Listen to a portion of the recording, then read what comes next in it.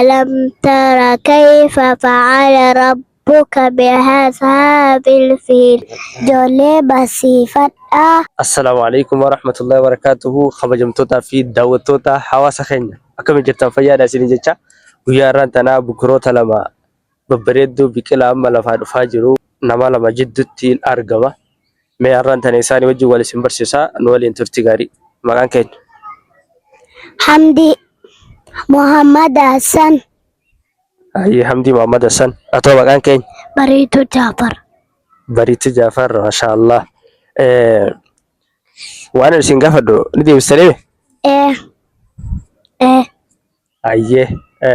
مركز خمي برتك مركز المهاجر فاونديشن أتو مركز المهاجر اوكي سلachuu markazul muhajirin baratan quraana isa geesse juzee meeqa jirta juzee meeqa qaraati جوزا سدي atoo juzee meeqa qaraati جوزا سدي okay bakka takka jirtan jechuudha waa xiqqoo nu qara'uu ni dandeessaati إيه hayyee nu qara'ime أعوذ بالله من الشيطان الرجيم بسم الله الرحمن الرحيم إذا جاء نصر الله والفتح ورأيت الناس يدخلون في دين الله أفواجا فسبح بحمد ربك واستغفر إنه كان توابا. ما شاء الله ama bariitu si dhufnee jira atoo nuuf qaraatan إيه hayyee nu qara'ime أعوذ بالله من الشيطان الرجيم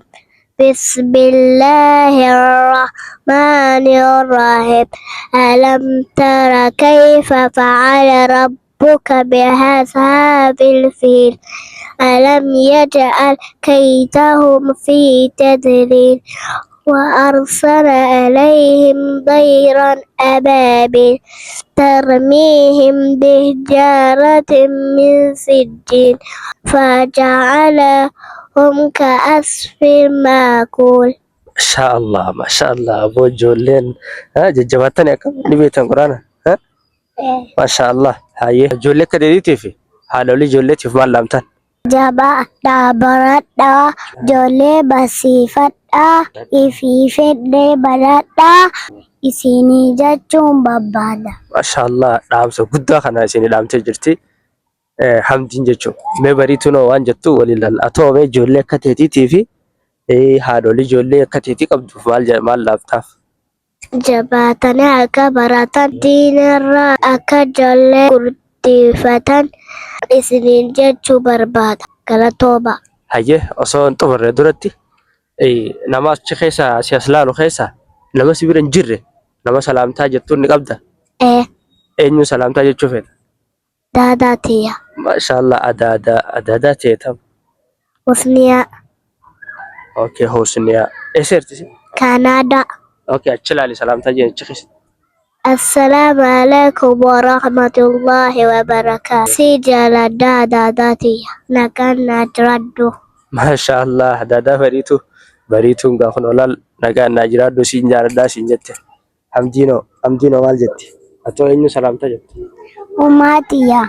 ayyeji Assalaamu alaikum warahmatullahi wabarakaatuh. ummaan teessuma bira jirti miti ayyee maashaallah rabbiin isin haa gurguddisu barnoota haafiza rabbi isin haa taasisu isin lachuutu rabbiin ilmaan diin isin haa taasisu du'aa isinii goona jajjabaadhaa barnoota keessanitti akkasuma isinilleen faamiliin tiyya hundi keessanuu ijoollee tana du'aa yoo godhaa fi maashaallah rabbi bakkaan haa ga'u maashaallah irraa galatoomaa ulfaadhaa ijoollee teessan bakka jirtanitti diin irratti guddisaa diin irra leenjisaadha kun dhaamsa bariituutii fi hamdiitii galatoomaa ulfaadhaa isiniin jenna.